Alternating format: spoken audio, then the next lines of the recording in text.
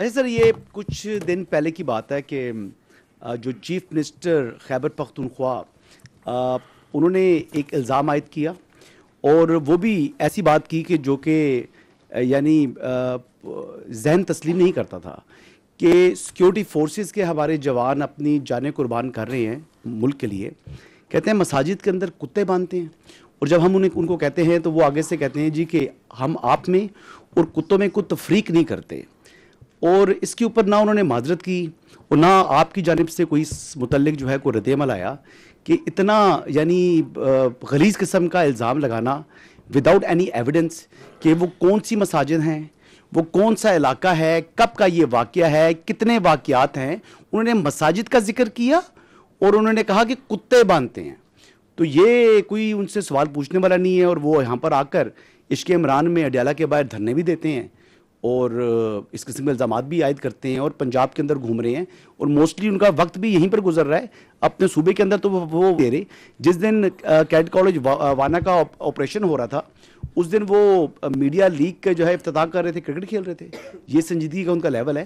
تو الزامات آپ کے اوپر بڑے وہ سنگین قسم کے لگا رہے ہیں اور موسٹلی وہ آپ کو ٹارگٹ کرتے ہیں جو آپ نے پریس کانفرنس کی تھی پشاور کے اندر. Thank you. دیکھیں بات یہ، میں آپ سے یہی تو عرض کر رہا ہوں کہ یہ جو پورا بیانیہ میں نے کہا they have a comical obsession with army.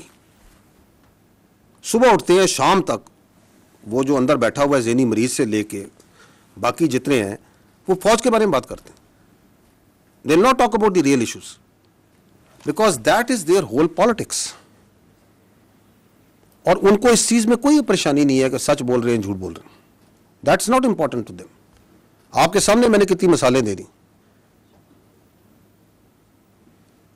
ان کے کاغذوں میں تو وائس چیف آرمی اسٹاف لگ چکا تھا، ابھی پوچھے نا کیوں نہیں لگا. ان کے خیال میں تو این ایس اے بھی لگ چکا تھا، ان کے خیال میں تو سی ڈی ایف کی اپائنٹمنٹ لیٹر بھی نہیں ہونا تھا. وہ تو بڑے وثوق سے بتاتے تھے نا. تو ان کو تو ایک مینٹل ایک وہ کہتے ہیں نا ایک ایکو سسٹم میں رکھا جا رہا ہے جہاں پہ ان کی پوری سیاست جو سی ہے وہ فوج کے ارد گرد گھومتی ہے. فوج کے بارے میں بات کرو، فوج کے بارے میں الزامات لگاؤ، فوج کے اوپر ہر چیز ڈالو، بیکاز اپنی گورننس کی طرف کوئی بات نہ کرے. میں نے آپ کو کہا نا کہ one of the reason is, but this is one of the reason, تاکہ میں اپنی لوٹ مار جاری رکھوں، میں اپنی کرپشن جاری رکھوں، میں اپنے رشتہ داروں کو، اپنے بھائیوں کو اور اس پولیٹیکل ٹیرر کرائم نیکسس کو چلاتا رہوں. اس پہ توجہ نہیں لانی. تو ان سب کو جو سا ہے یہ سمجھتے ہیں کہ پاکستان کے عوام نائیو ہے نا، یہ سمجھتے ہیں کہ ہم ان کو بیوقوف بنا سکتے ہیں.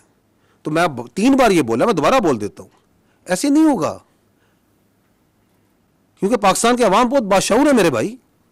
انہوں نے تو پاکستان کے عوام کو یہی بتایا تھا کہ ملک ڈیفالٹ کر جائے گا، کر گیا. یہ عوام کی محنت سے ہوا نا. انہوں نے تو یہ بھی بتایا تھا کہ یہ فوج جو سی ہے یہ لڑ نہیں سکتی، یہ تو صرف سیاست کرتی ہے. تو فوج لڑی یا نہیں لڑی؟ لڑ کے دکھایا. پوری دنیا میں اس کی آواز گئی یا نہیں گئی؟ تو باقی یہ جو کہتے ہیں ان کے لیے میں یہی کہوں گا کہ بارکنگ جو کتا بھونک رہا ہوتا ہے نا اس کے بارے میں جو ہے نا زیادہ پریشان ہونے کی ضرورت نہیں ہوتی.